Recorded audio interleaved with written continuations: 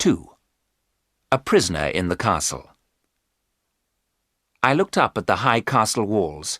There were no lights in any of the windows. In front of me was a great wooden door. As I stood there, I heard the door being unlocked. It opened slowly. A very tall old man was standing there. He held a lamp in his hand. His hair and face were white, and he was dressed in black. He held his lamp up high and said, "Welcome to my home. Enter Castle Dracula, Mr. Harker." As I stepped inside, Count Dracula took hold of my arm. He was terribly strong, and his hand was as cold as ice. The Count locked the door carefully and put the keys into his pocket. I followed him down long passages and up winding stairs. I walked like a man in a dream. At last the Count opened a door and led me into a room without windows. I could see 2 open doors. Through one door I could see a bedroom. Through the other door I could see food and drink on a table. "When you are ready, my dear friend," the Count said, "I shall be waiting for you." In a few minutes I was sitting at the table. I was very hungry. The Count told me he had already eaten. Later we sat together near the fire. The Count spoke good English, and he asked me many questions. I was tired, and I began to feel very ill. The castle was completely silent, but outside the wolves were howling. "Can you hear the children of the night?" the Count said quietly. "Listen to their music." Count Dracula's face was very close to mine.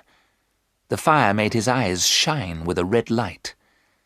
There was an unpleasant smell in the room. I wondered what it was. The Count smiled. He had very red lips, and his teeth were long and sharp. "You are tired," he said. "It is time for you to sleep." That night I had strange and terrible dreams. In my dreams I heard the sound of wolves and strange laughter.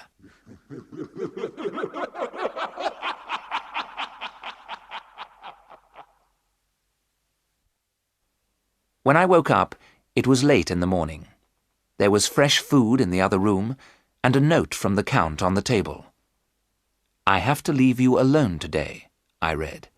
"You can go anywhere in the castle, but some doors are locked. Do not try to open them. D." I saw no one all day, but I found the Count's library.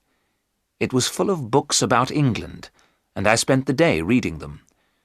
I was still reading when Count Dracula returned in the evening. "These books are my good friends," he said. "They have taught me a lot about your country, and now I have you, Mr. Harker, to talk to."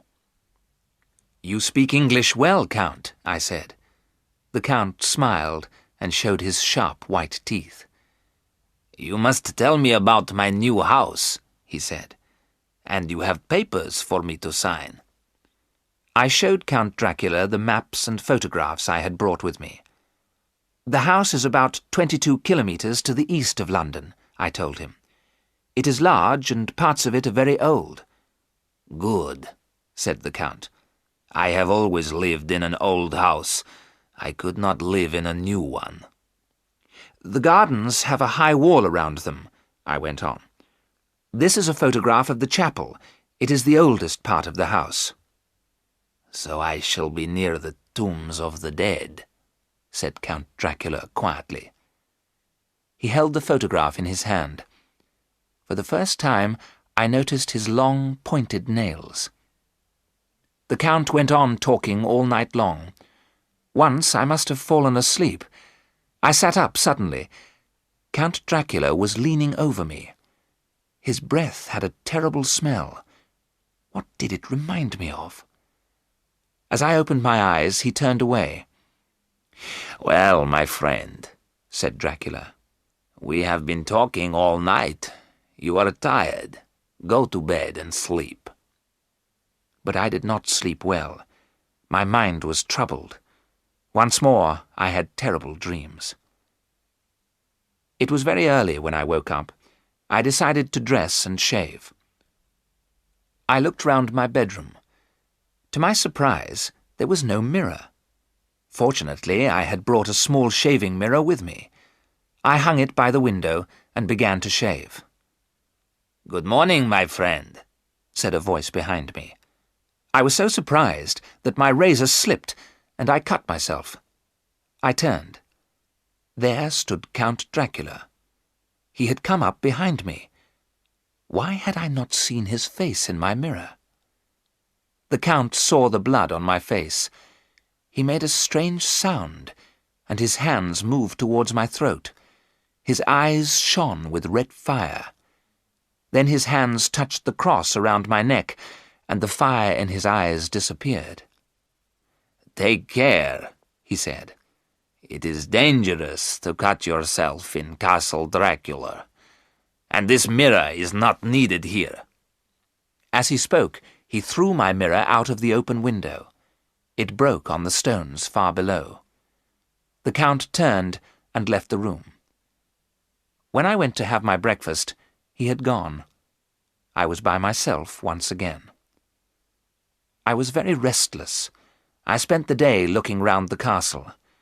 Wherever I went, I found locked doors. Some windows opened, but they were high up in the castle walls.